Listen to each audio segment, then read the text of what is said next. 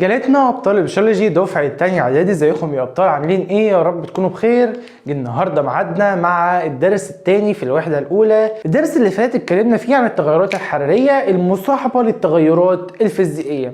النهارده يا مستر هنتكلم بقى عن الشق الثاني، هي التغيرات الحراريه اللي بتحصل او المصاحبه للتغيرات الكيميائيه، التغيرات الكيميائيه. طيب تمام. عندي يا مستر انا في اي تفاعل عندي ايه اللي بيحصل؟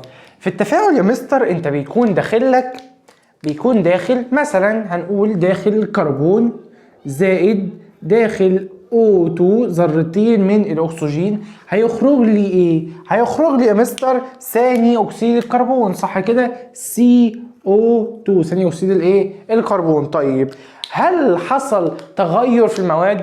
لا يا مستر، كان داخل كربون خرج الكربون، كان داخل O2 خرج O2. حصل تغيير؟ لا، كان داخل ذره خرجت ذره، كان داخل 2 خرجت 2، هي عدد الذرات بس. ايه اللي اتغير؟ شكل المادة هو اللي ايه؟ هو اللي اتغير. يبقى عند حدوث تفاعل كيميائي ما بيحصلش تغير في المواد، وده اللي بيعرف بحاجة اسمها ايه؟ قانون بقاء الطاقة. قانون بقاء الايه؟ الطاقة. اللي هو ايه؟ يعني ايه قانون بقاء الطاقة؟ تعالى كده نعرفه. يقول لك قانون بقاء الطاقة هو ايه؟ ان الطاقة لا تفنى ولا تستحدث من العدم، ولكن اللي بيحصل ولكنها تتحول من صورة إلى أخرى. تتحول من صورة إلى إيه؟ إلى أخرى، من صورة إلى أخرى. طيب تمام. إزاي يا مستر؟ إزاي إيه؟ تعالى كده أشرح لك تجربة مع بعض وهنفهم منها يعني إيه وإزاي. طيب دلوقتي أنا جيت كده جبت لك ليمونتين، تعالى كده نرسمها فوق هنا. جيت يا مستر جبت لك آدي ليمونة وآدي ليمونة، تمام. وجيت قمت جايب لك ايه؟ جايب لك قطعتين من النحاس وقطعتين من الخرسين. طيب هوصلهم ازاي مستر النحاس واوصل ازاي الخرسين؟ تعال اقول لك. ادي جبت وحده نحاس CU، وادي وحده خرسين ZN، وجبت ادي وحده نحاس CU وادي وحده خرسين ZN. تمام. وجبت يا مستر ايه؟ جبت كده ايه؟ جبت لمبه، جبت اللمبه، هنعتبر ان دي كده هي لمبه، تمام. يعني ايا كان هي ايه، هنعتبر ان دي لمبه. طيب وجبت اسلاك توصيل. قمت عملت ايه يا مستر؟ وصلت النحاس الCU بالZN، ادي كده ايه؟ الاتنين دول كده متوصلين ببعض. طيب وجبت الZN ده وصلته باللمبه، وجبت الCU ده وصلته بايه؟ باللمبه. فكده الدايره كلها بقت ايه؟ بقت مشتركه، صح كده؟ طيب تمام. يبقى الCU وصلته بالZN، والZN والCU التانيين وصلتهم بايه؟ باللمبه. في كل ليمونه في واحد خرسين واحد نحاس، قطعه من الخرسين وقطعه من ايه؟ قطعه من النحاس. طيب ايه اللي حصل يا مستر؟ لقيت ان المصباح او اللمبه بتاعتي نورت، حصل فيها اضاءه. وطالما حصل فيها اضاءه يبقى اكيد عدى فيها تيار ايه؟ اكيد يا مستر عدى فيها تيار كهربي. ما اكيد يعني اللمبه مش هتنور غير لما يعدي فيها تيار كهربي، لما يعدي فيها كهرباء. انت مثلا في الشقه عندك النور كده بتلاقيه لوحده اشتغل، ولا لازم انت تفتح الزرار عشان يعدي التيار الكهربي؟ لازم تفتح يا مستر الزرار عشان يعدي التيار الكهربي، صح كده؟ طيب ده بقى معناه ايه؟ هي الليمونه دي جابت تيار كهربي منين؟ لا يا مستر، هي ما كانش عندها تيار كهربي، هي كان عندها ايه؟ العصير بتاعها جواها ايه؟ تفاعلات كيميائيه، صح؟ فالطاقه الكيميائيه اللي جواها دي اتحولت لطاقه ايه؟ كهربيه، اتحولت من صوره الى صوره اخرى. يبقى اجي اقول له كده في التجربه دي ان تحولت الطاقه الكيميائيه الى ايه؟ الى طاقه كهربيه، الى طاقه ايه؟ كهربيه. تمام يا مستر؟ تمام. اتحولت الكيمياء الى كهرباء، عصير الليمون والاحماض اللي جوه اتحولت الى ايه؟ الى طاقه كهربيه. وده قانون بقاء الطاقه. ان ايه هو قانون بقاء الطاقه؟ الطاقه لا تفنى ولا تستحدث من العدم. يعني ايه من العدم؟ يعني ايه؟ يعني الطاقه دي ما بتتخلقش كده لوحدها وما بتجيش من الفراغ، لكن ايه اللي بيحصل لها؟ بتظهر ازاي؟ بتتحول من صوره الى صوره اخرى، من صوره طاقه كيميائيه كانت موجوده في الليمون الى طاقه كهربيه ايه؟ ولعت لي اللمبه. تمام كده يا شباب؟ تمام. نخش بعد كده على العالم هيرمان فون هيلمونترز. ده عمل ايه يا مستر العالم هيرمان فون ده يا مستر الراجل ده اللي اثبت قانون بقاء الطاقة. العالم هيرمان فون ده اللي اثبت قانون بقاء الطاقة، ووضح كمان يا مستر ان الطاقة لازم تكون ثابتة في نظام المعزول. الطاقة تكون ثابتة في ايه؟ اوضح ان الطاقة تكون ثابتة في النظام المعزول. تمام. نيجي بعد كده نخش على العلاقة بين التفاعلات الكيميائية وقانون بقاء الطاقة. ايه ده يا مستر؟ هو ايه صح؟ ايه اللي جاب قانون بقاء الطاقة ب العلاقة بالكيمياء والتفاعلات الكيميائية ودرجة الحرارة والتغيرات الحرارية؟ اصلا هو اسم الدرس التغيرات الحرارية المصاحبة للتغير الكيميائي. ايه الكلام ده كله؟ تعالى كده واحدة واحدة نعرف مع بعض. هو انا عندي يا مستر في التفاعل الكيميائي احنا قلنا هو ايه؟ قلنا ان التفاعل الكيميائي اعرفه لك كده على السريع. قلت لك هو كسر وتكوين. يعني ايه كسر ويعني ايه تكوين؟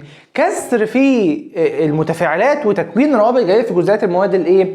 الناتجه. يعني يا مستر بكون معايا ماده مثلا ذرتين من الاكسجين، ذرتين اهو قلمين اهو لونهم اسود، ذرتين من ايه؟ من الاكسجين، عملت بينهم كسر تمام، وعملت تكوين روابط جديده مع القلم الاحمر ومع القلم الايه؟ الازرق. يبقى ايه؟ هو كسر وتكوين. ده التفاعل الكيميائي، كسر وتكوين. يبقى يجي يقول لي ايه علاقه بين التفاعل الكيميائي وقانون بقاء الطاقه؟ ان في التفاعل الكيميائي بيحصل ايه؟ بيحصل حاجتين. اول حاجه هي كسر. اول حاجه هي ايه؟ كسر في الروابط. كسر في ايه؟ الروابط. طيب والحاجه الثانيه ايه؟ هي تكوين. هي ايه؟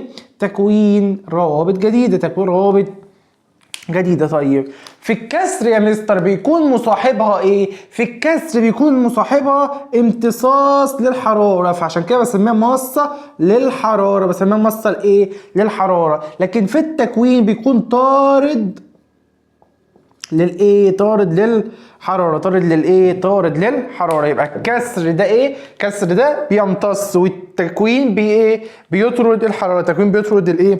الحرارة. تمام. يبقى انا كده عرفت ايه علاقة التفاعل الكيميائي وقانون بقاء الطاقة. ان بيحصل في التفاعل الكيميائي حاجتين، كسر وتكوين. كسر وتكوين. الكسر بيكون مصاحب امتصاص للحرارة، عشان كده بسميه مصل للايه؟ للحرارة. والتكوين بيكون طارد للحرارة، فعشان كده بسميه ايه؟ طارد للحرارة. تمام. يجي كده نقطتين مهمين. يقول لي ايه؟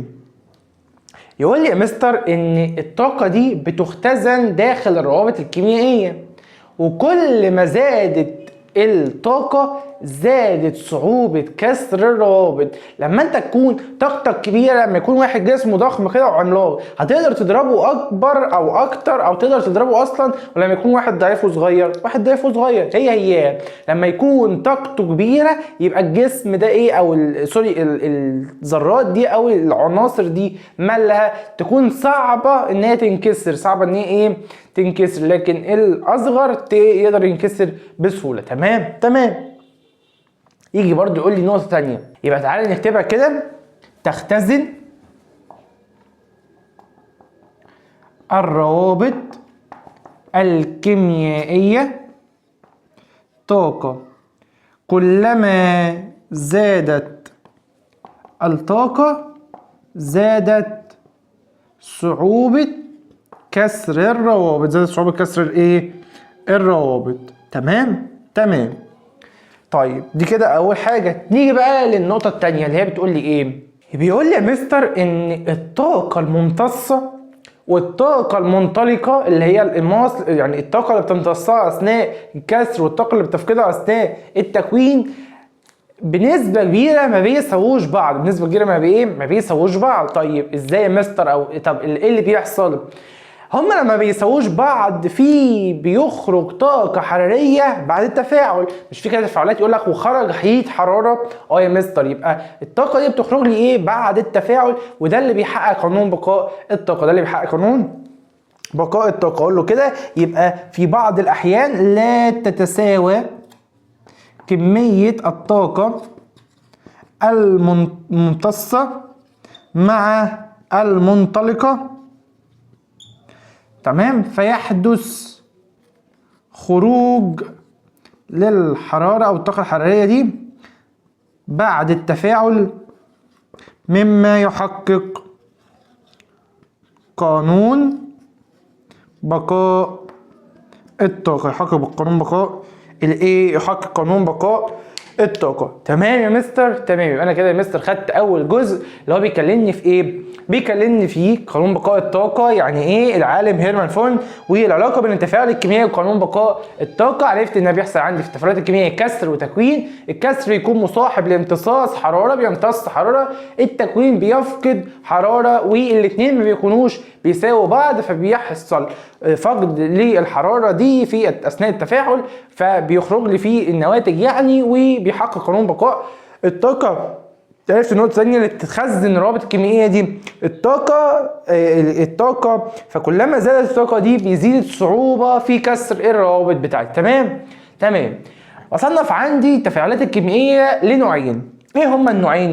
يا اما تفاعلات يا مستر طاردة للحرارة، يا اما تفاعلات ماصة للحراره. ايه ده؟ زيها زي يا مستر التغيرات الفيزيائيه؟ زيها زي التغيرات الفيزيائيه، يا اما طارد يا اما مواس، يا اما طارد يا اما مواس. هنبدا بالتفاعلات الطارده للحراره. يلا بينا نخش نشوف بتتكلم عن ايه. هناخدها في نص السبوره، وتفاعلات الماس هناخدها في النص الثاني، وبكده نكون خلصنا الدرس بتاعنا. يا مستر بس الدرس مليان تفاصيل وتركات، لازم تركز جدا جدا معايا.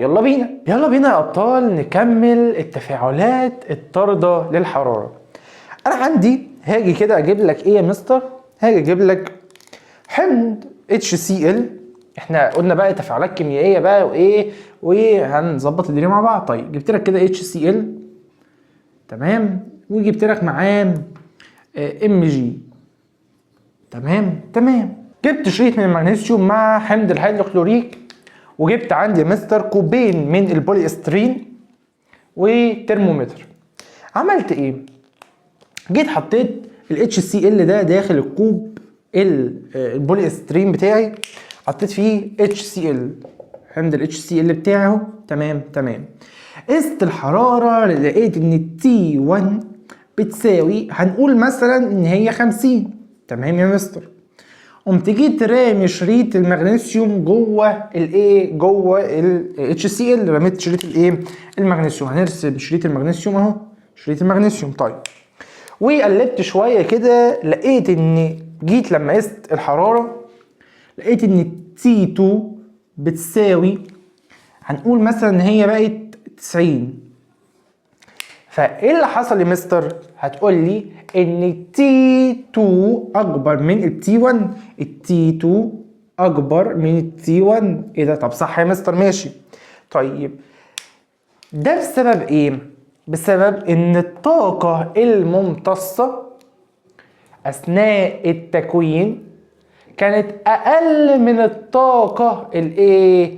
اللي فقدتها اثناء ايه؟ التكوين. الطاقه الممتصه اثناء الكسر اقل من الطاقه اللي فقدتها اثناء الايه؟ التكوين. طيب تعال نمثلها ازاي كده بالرسم البياني. انا عندي ايه اهو، دي كده الطاقه، ده سهم الطاقه بتاعي، والطاقه بالمناسبه بستخدمها بوحده الكيلو جول. الكيلو ايه؟ كيلو جول. تمام. وده اتجاه التفاعل، ده اتجاه التفاعل. انا حاسس ان السهم ده كده مش مظبوط، تعالى نظبطه.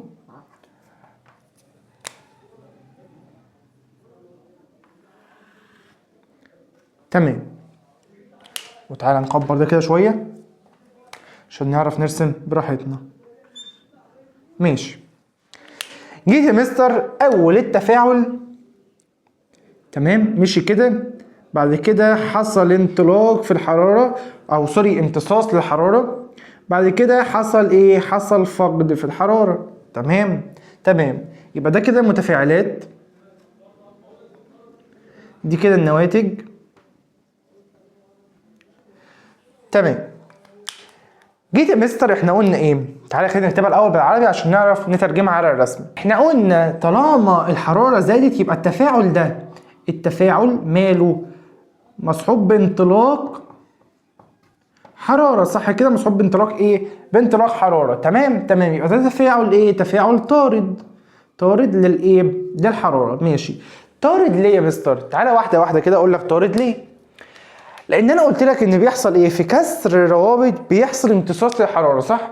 فلو اللي امتص قد اللي اتفقد اثناء التكوين هلاقيها ان هي ثابته او موزونه، ما حصلش ايه؟ حصلش اي تغيير. لكن ايه اللي حصل هنا؟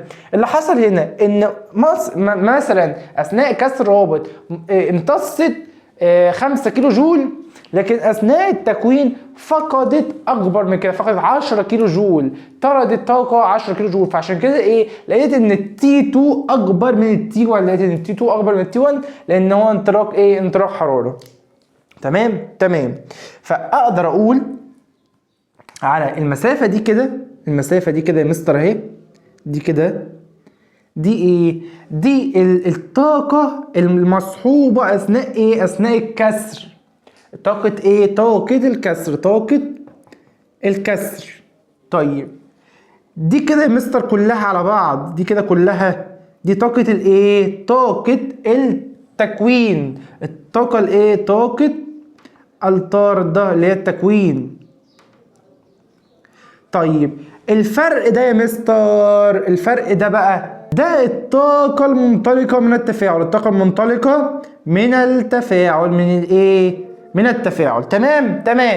فانا كده عرفت ازاي بوضح على الرسمة كل ده، وهديك مثال دلوقتي بالارقام يفهمك كل حاجة. طيب تعالى بس نكتب المعادلة اللي حصلت هنا.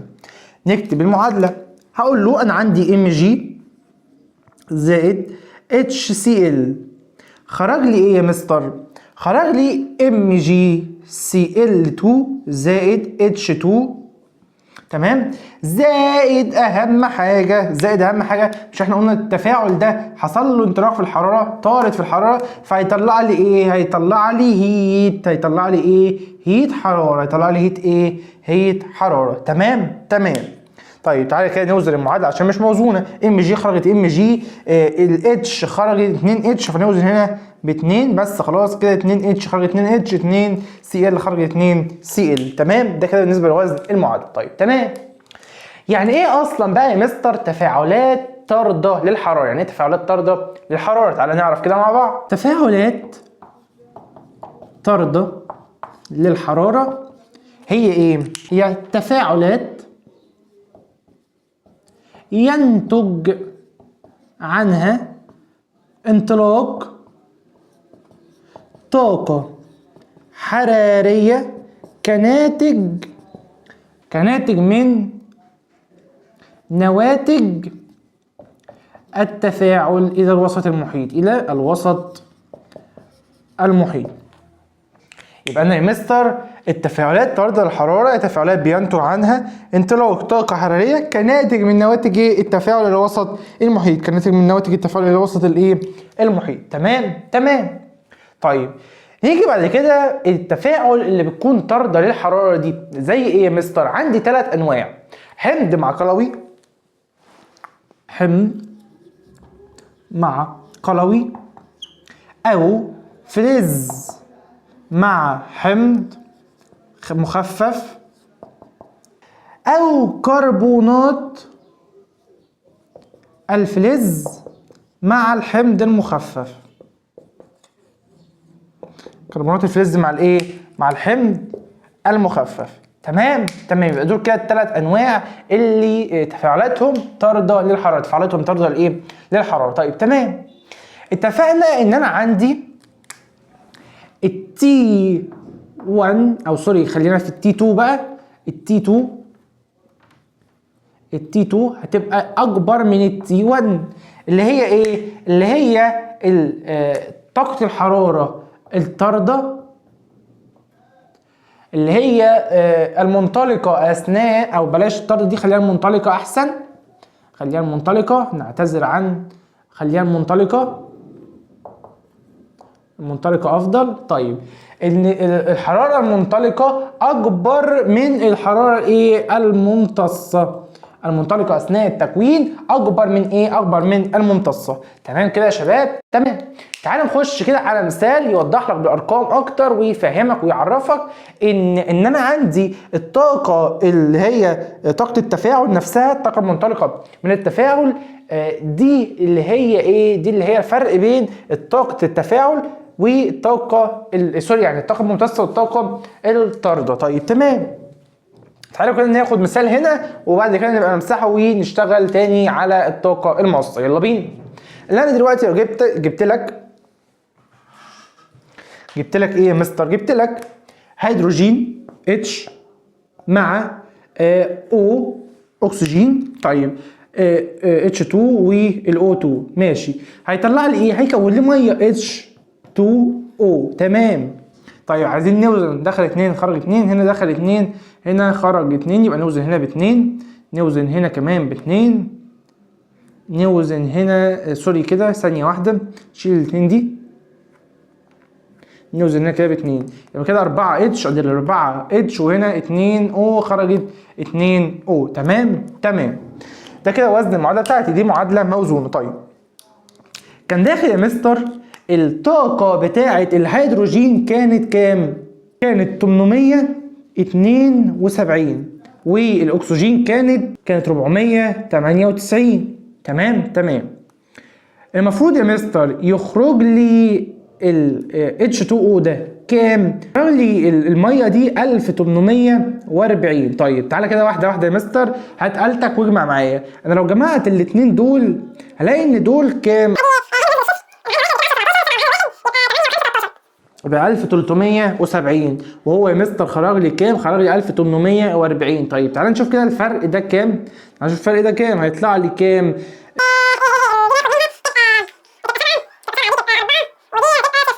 740 تبقى 740 ده الفرق. طيب تمام. انا لو جيت رسمتها على الرسم البياني ده، جيت كده عملت لك ادي رسمه اهي. تمام تمام. وجيت قلت لك ايه؟ قلت لك ان ده اتجاه التفاعل. تعال نكبر ده كده كمان شويه.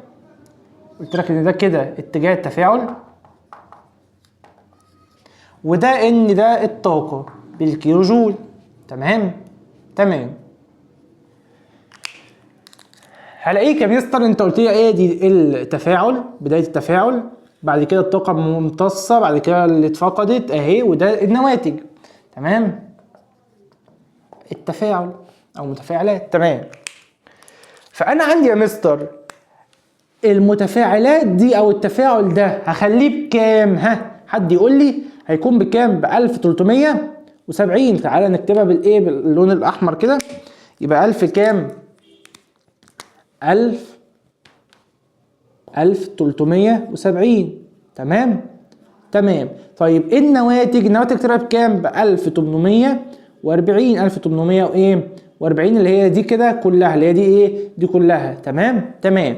طيب الفرق ده بقى الطاقة الايه؟ الطاقة الخارجة مع التفاعل. الطاقة الخارجة مع التفاعل تطلع بكام؟ تطلع ب 470. يبقى الحتة دي كده ب 470، الحتة دي ب 470. تمام تمام. عشان يحقق قانون بقاء الطاقة، عشان يحقق قانون بقاء الايه؟ يحقق قانون بقاء الطاقة. طيب تمام. يبقى انا عرفت الطاقة المنطلقة من التفاعل هي 470 عشان يحقق قانون بقاء الطاقة. وقلنا ان التفاعل ده هيكون تفاعل طارد للحرارة. يكون تفاعل طارد للايه؟ طارد للحرارة يا مستر. يعني ايه طارد للحرارة؟ يعني يطلع عليه حرارة معاه اثناء الايه؟ اثناء التفاعل بتاعي. تمام تمام. قلنا ان التي 2 هتساوي ايه؟ التي 2 سوري، التي 2 هتكون اكبر من التي 1. الطاقة المنطلقة هتكون ايه؟ اكبر من الطاقة الممتصة. الطاقة المنطلقة هتكون اكبر من الطاقة الممتصة. تمام تمام. الطاقة المنطلقة هتكون اكبر من الممتصة، هتكون اكبر من الطاقة الايه؟ الممتصة. تمام تمام.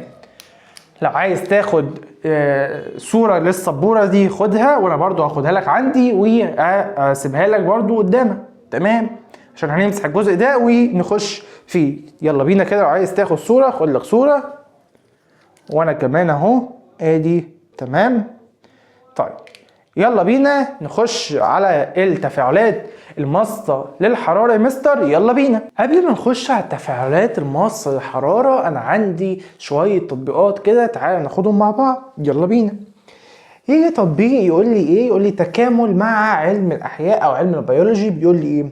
ان في بعض الحشرات بتصدر اسمها حشرات مضيئة. تمام. الضوء ده بيكون في منطقة البطن بتاعتها، لو فتحت الكتاب هتلاقي صورتها دي. الضوء ده بيحصل ازاي؟ بيحصل نتيجة تفاعلات كيميائية بتحصل.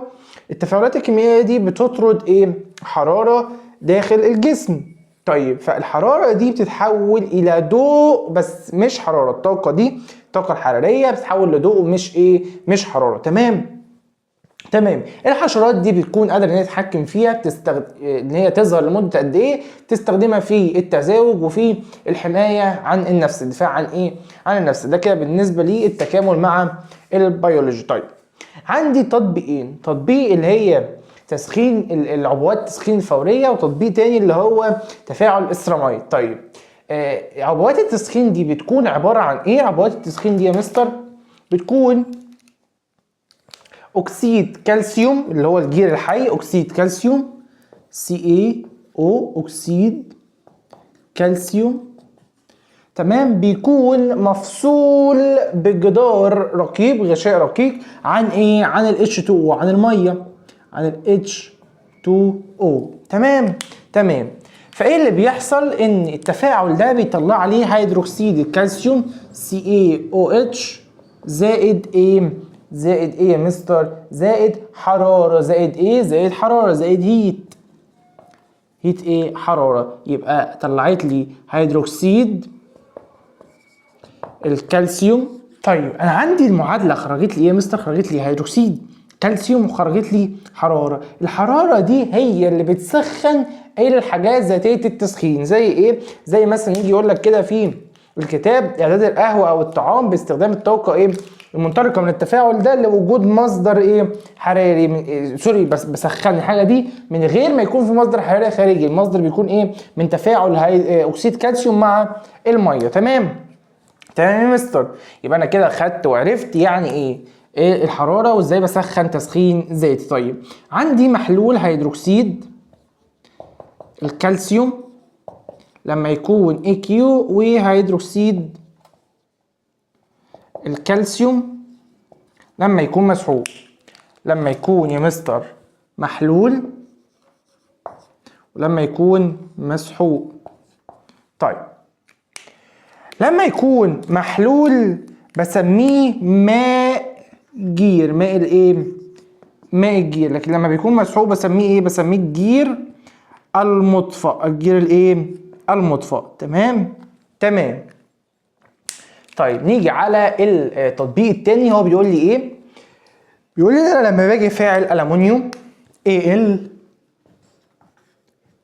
مع FeO3 بيطلع لي ايه يا مستر؟ بيطلع لي اكسيد الالومنيوم وحديد. بيطلع لي اكسيد الالومنيوم وحديد. اكسيد الالومنيوم Al2O3 وFe و2Fe و2 زائد 2Fe. تمام. وبيطلع معاها ايه؟ وبيطلع معاها هيت، حرارة. بيطلع معاها ايه؟ بيطلع معاها يا مستر هيت.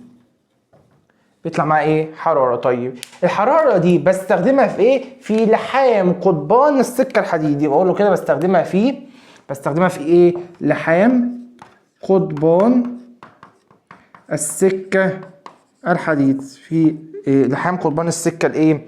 الحديد. تمام يا مستر. يبقى انا كده عرفت التطبيقات اللي كانت عندي. يلا بينا نخش على التفاعلات الماصة للحرارة. يلا بينا يا ابطال البيولوجي نخش على تفاعلات الماصة للحرارة ونفهم يا مستر هي بتتكلم عن ايه بالظبط. تعالى كده واحدة واحدة. يلا بينا. انا عندي يا مستر جيت كده قلت لك ايه؟ قلت لك ان انا هجيب لك هيدروكسيد باريوم. هيدروكسيد باريوم يا مستر BaOH باي 2. ده كده اسمه ايه؟ ده كده اسمه هيدروكسيد باريوم. طيب تمام. وايه تاني يا مستر؟ قلت لي ان انت هتجيب كلوريد امونيوم. كلوريد امونيوم، كلوريد الامونيوم NH4 NH4Cl NH4Cl. تمام. جيت يا مستر قمت انا كده جايب لك قطعه من الخشب بلتها بشويه ميه. قطعه من الخشب عملت ايه؟ بلتها يا مستر كده بشويه ميه. طيب وجيت قمت حاطط لك فوقيها دورق. حاطط لك فوقيها ايه؟ دورق كده يا مستر اهو، دورق. تمام تمام. ده كده ايه الدورق بتاعي، ماشي اهو، ثلاثي الابعاد كمان اهو. طيب قمت انا جيت حطيت ايه يا مستر؟ حطيت في الدورق ده اول حاجه الهيدروكسيد الباريوم. هيدروكسيد الايه؟ الباريوم. هيدروكسيد الباريوم اهو، هيدروكسيد الباريوم. طيب قمت جاي قايس التي 2. قمت جاي قايس ايه؟ قايس سوري التي 1 درجه الحراره. التي 1 لقيتها بكام يا مستر؟ لقيتها بتساوي 21. لقيتها بتساوي 21 درجه سلسيوس. طيب تمام. قمت عملت ايه؟ قمت جيت حطيت عليها الكلوريد الامونيوم NH4Cl. حطيت عليها كلوريد الايه؟ حطيت عليها اهو كلوريد الامونيوم. حطيت عليها كلوريد الايه؟ الامونيوم. وقلبتهم يا مستر مع بعض. قلبتهم ايه؟ مع بعض باستخدام كده ايه؟ عصايه حديد او ساق، سوري ساق من الايه؟ ساق من الزجاج. ساق من ايه؟ الزجاج. وجيت قست الحراره تاني التي 2. لقيتها ايه بقى اللي حصل؟ ثانيه واحده كده عشان في حاجه غريبه هتحصل. لقيت التي 2 بتساوي -3. يا نهار ابيض، ايه ده يا مستر؟ كانت 21 درجه سلسيوس بقت -3. يعني ايه اللي حصل هنا؟ اكتسبت حراره ولا فقدت حراره؟ لا يا مستر، واحده واحده. دي اكتسبت حراره. طب معنى ان هي اكتسبت حراره يبقى التفاعل ده طارد ولا ماس؟ لا يا مستر، اكتسبت يبقى ماس. صح كده؟ صح كده. يبقى اقول له ايه؟ اقول له اكتساب طاقه حراريه. حراريه. وده معناه ايه؟ معناه ان التفاعل ده تفاعل ايه؟ ان التفاعل ماس للحراره. تفاعل ماس للايه؟ للحراره. تفاعل ماس للايه؟ الحراره. طيب لقيت ايه تاني يا مستر؟ لقيت ان غير انخفاض درجه الحراره ان حصل تجمد. لما جيت رفعت الانبوبه دي او المغبار ده، لما جيت رفعته لزق في الخشب. لزق في ايه؟ الخشب. ليه؟ لان درجه الحراره قلت. ولما قلت الميه اللي كانت على الخشبه، فاكر الميه اللي انا قلت حطيتها بليت بيها الخشبه؟ الميه اتجمدت فلزقت في ايه؟ في المغبار. لزقت في ايه؟ في المغبار. فبقوا الاثنين ماسكين في بعض. فبقوا الاثنين ماسكين فين؟ بعض. تمام تمام. نتيجه لايه؟ نتيجه لانخفاض درجه الحراره. نتيجه ايه؟ نتيجه انخفاض درجه الحراره. نتيجه انخفاض درجه الحراره. نتيجه انخفاض درجه الايه؟ الحراره. تمام تمام يا مستر. يبقى انا كده عندي عرفت ايه اللي حصل في تفاعلات المصة. طيب تفاعلات المصة دي زي ايه؟ تعالى ناخد الامثله بتاعتها كده. زي تفاعلات الانحلال. تفاعلات الانحلال الحراري كلها. تفاعلات الانحلال الحراري كلها. طيب زي ايه تاني يا مستر؟ زي تفاعل انحلال غاز الاوزون الO3. وزي ايه تاني يا مستر؟ زي تفاعل بيكربونات صوديوم مع الاحماض المخففه. بيكربونات مع احماض ايه؟ مع احماض مخففه. دي كلها يا مستر تفاعلات ماصه للحراره. تفاعلات ماصه ليه؟ للحراره. طيب تعالى عايزين نعرف كده يعني ايه تفاعلات ماصه للحراره. يعني ايه تفاعلات ماصه للحراره؟ اقول له كده تفاعلات ماصه للحراره. طيب يعني ايه؟ زيها زي دي. بص كده تعالى نعرفها مع بعض واحده واحده من التعريف ايه بتاع الطرده دي. هي تفاعلات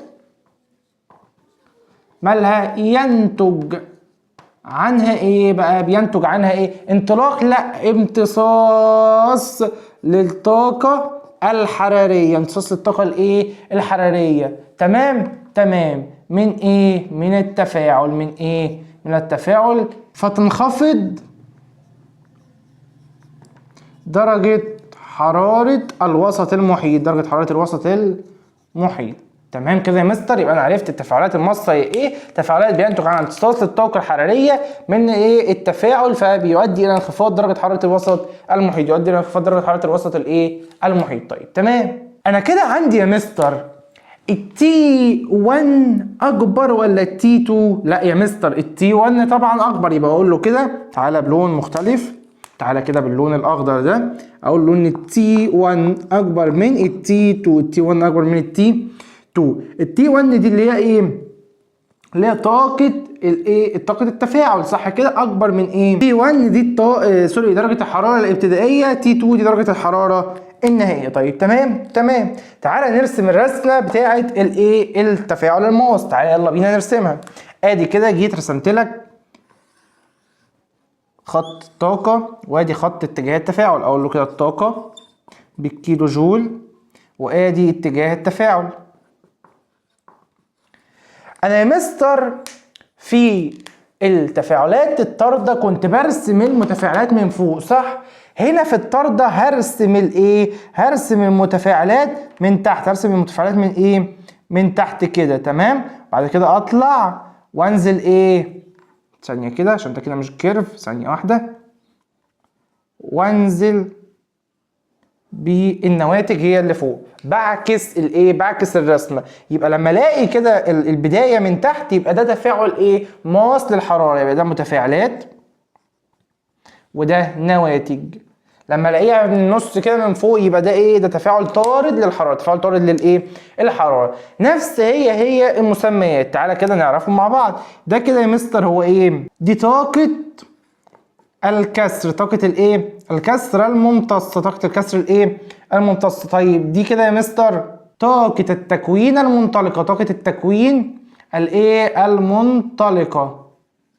طيب الفرق ده بقى ده اسمه ايه؟ الطاقة الممتصة من الوسط المحيط، من الوسط الايه؟ من الوسط المحيط. طيب تمام. تعالى كده نشوف الطاقة الممتصة من الوسط المحيط. هتطلع يا مستر ان الطاقة الممتصة من الوسط المحيط بالسالب، بالايه؟ بالسالب. انا بطرح نواتج ناقص متفاعلات، نواتج ناقص ايه؟ متفاعلات. تمام تمام. فهلاقي ان مقدار الطاقة المنطلقة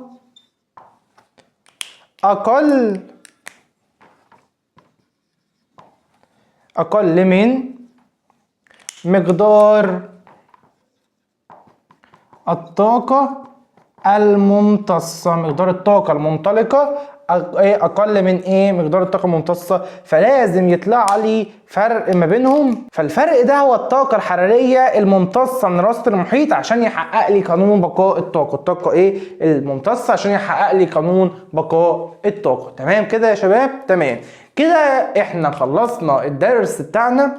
درس لميناه كله في بورد واحده، في سبوره واحده. لمينا فيه التفاعلات، يعني ايه اصل التفاعلات من بدايه خالص، والعالم هيرمان فون، وبعد كده تفاعلات الطارده والمصه. فهمنا كل تفصيله فيه، ما سيبناش ولا تركايه، كل حاجه شرحت لك. اشوفكم على خير يا ابطال الحصه الجايه والدرس الثالث. اشوفكم على خير ابطالنا رجاله البيولوجي دفعه تانية اعدادي. مع السلامه يا ابطال.